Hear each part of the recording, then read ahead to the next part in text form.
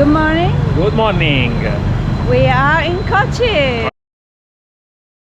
It's definitely tidier and I would say more modern. Yeah, it's well advanced. Everybody wears a helmet. Yeah. And yesterday we were asked to pay parking for Ricky. Never happened before. And for the first time in our guest house, we were asked to separate the garbage. Yeah. They're recycling their garbage. I have high expectations. Yeah, I've heard it's such a vibrant and multicultural city. Is it? Yeah.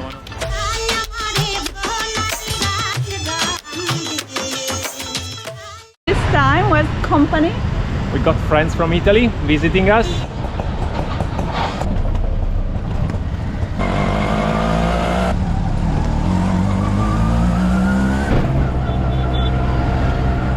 Many travelers in the past talk about Kochi as one of the most beautiful cities in the world. It has been under control by the Portuguese, the Dutch, the British, and it was a very important hub for the trade of spices around the world.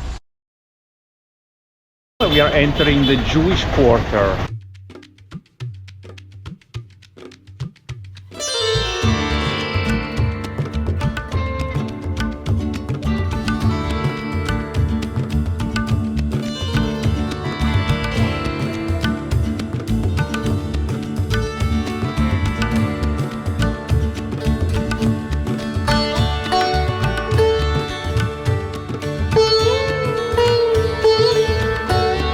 The number of antique shops, cafes, restaurants, they're so charming and beautiful. It's really cool to walk around.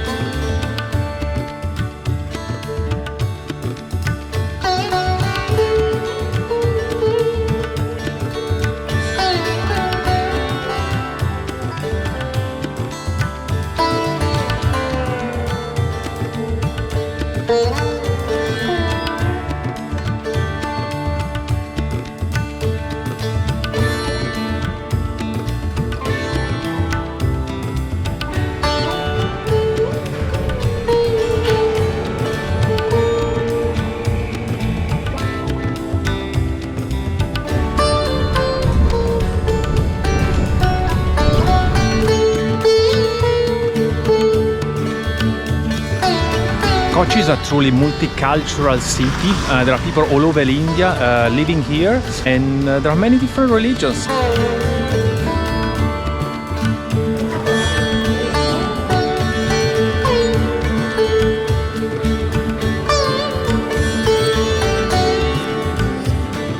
Standing in the old synagogue in the Commonwealth War. It was built 450 years ago by Portuguese-speaking Jewish people.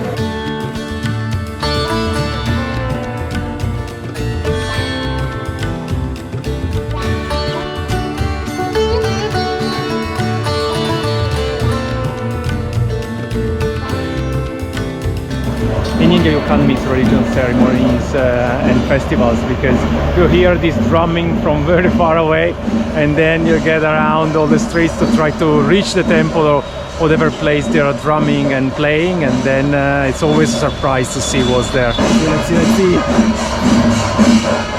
go inside.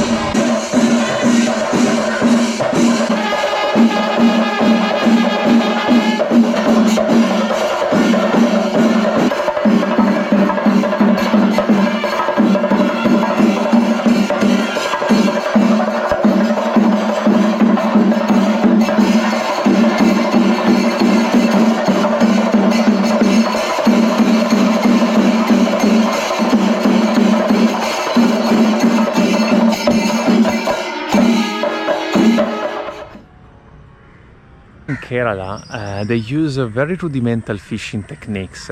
In south of Kerala, they pull the ropes from the beach. You can see in episode 31, I went there helping them as well. Here actually around Kochi, they use the Chinese fishing nets. Those are very popular also among tourists, especially for Kochi. Can be seen from the shore during sunset. That's very scenic, but actually those ones in Fort Kochi are not really used daily, but around Kochi, outside Kochi, there are actually plenty. Were imported by Portuguese a few centuries ago, and well, they come from China, as the name says. So there is a huge net of about 20 meters on one side and stone on the other side to keep the balance. Can be used by more men, sometimes 2, 3, sometimes even 1. There are small ones, as we can see on this one. It's just operated by one fisherman who's going back and forth. When the net is up, it goes there with a smaller net, because the net is huge, they cannot even move it, so they need to go there and manually with a small net see if there is any catch they can get. Very nice, interesting to see, though doesn't seem to really get so much.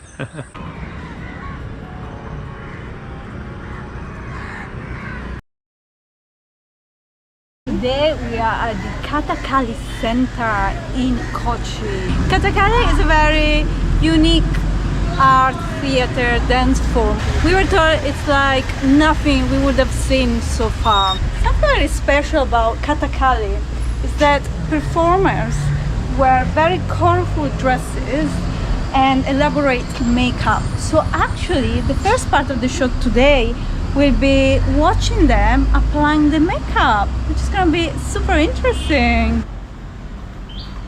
We just arrived at the theater and we bought our ticket, and when the ticket they gave us this little program. I think the idea is a bit like when you go to watch opera, where you may not understand what's happening on stage. Similarly here, to really understand the meaning of the dance, the movement, the choreography, you are given a short program to read ahead of the show. I think this will be one of the characters in the show today.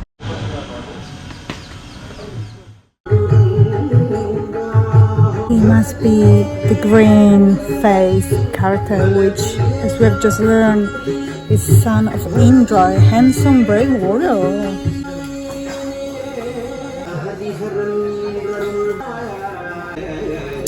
It's the first time that we see Indian men without mustache. Probably because they wouldn't be able to apply makeup otherwise, but it's quite unusual.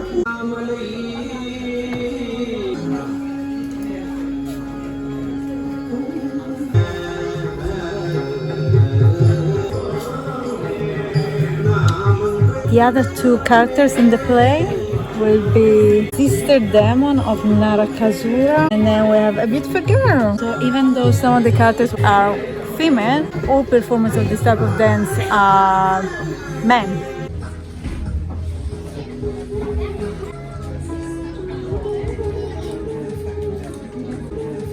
The makeup session is over, so the performance is about to start.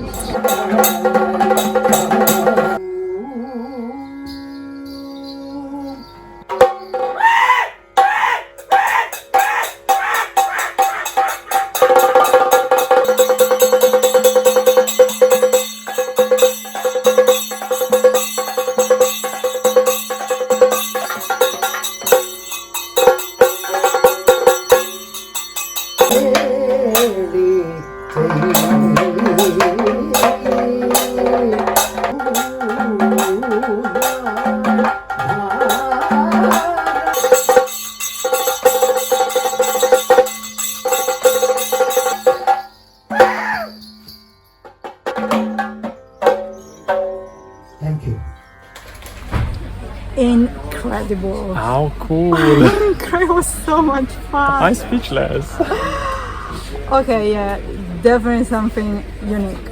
I want to try the movement of face and eyes. No, I don't know how to do it. They must have more muscles than we have, because they were able to move their face, their eyes, every little part. Apparently it takes several years of training. And the costume. The costume. The like of the best carnival shows in the world. I mean, and we have seen just a small section of the full performance. So typically the performance lasts for hours, but this was just a demonstration, a taste for us tourists. If you ever come to Kerala, please come and watch the show. We loved that show so much that we decided to go back to the Kathakali Center to watch another show, this time a classical Indian dance form called Odissi. It was another unique and incredible experience.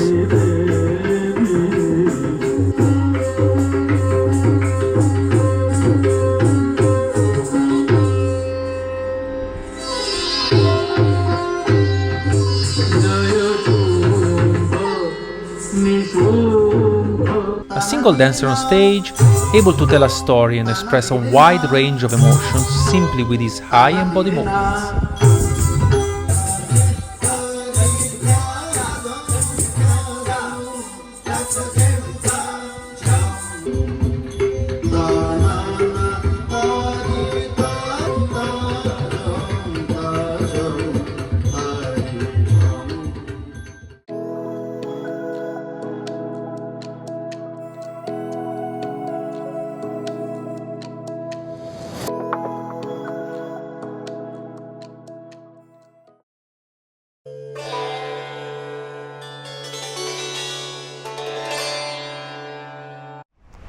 Rice is very commonly eaten pretty much in every meal, at least here in South India. It could be fried with other ingredients, could be eaten together with curry. It's often the main ingredient at lunch when it's served together with lots of different types of chutney.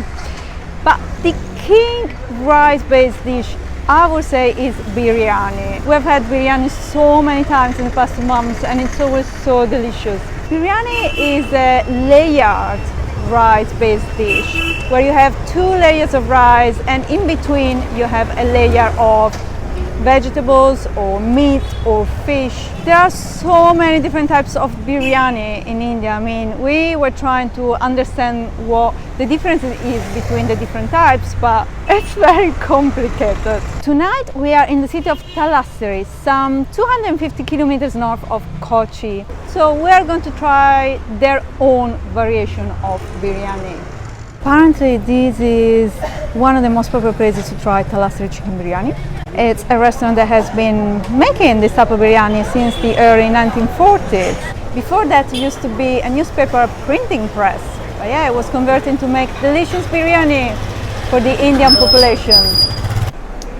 And here is the famous chicken biryani.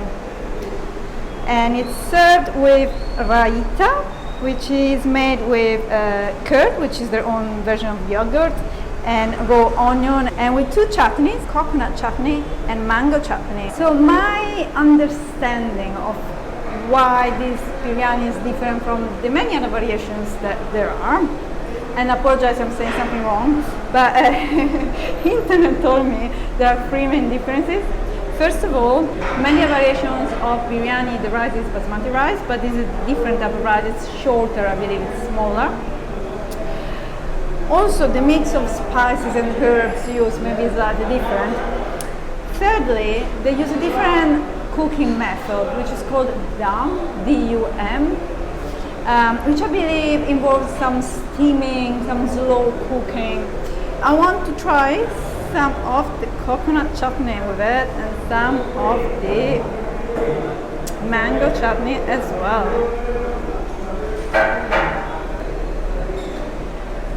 I think compared to the other types of biryani we tried, I would say it is a little bit less spicy and a little bit less hot. Yes, I can definitely tell that the rice is different, very flavorsome, the texture is a bit different. I wouldn't be able to tell you exactly what different spices or herbs they may have used, but it's very good. But I want to try the chicken now. Ooh. Okay. The chicken is so soft and tasty, it's unbelievable. Yes, it is definitely different from the other types of chicken biryani we tried. And I'm really happy we came here just to try this biryani.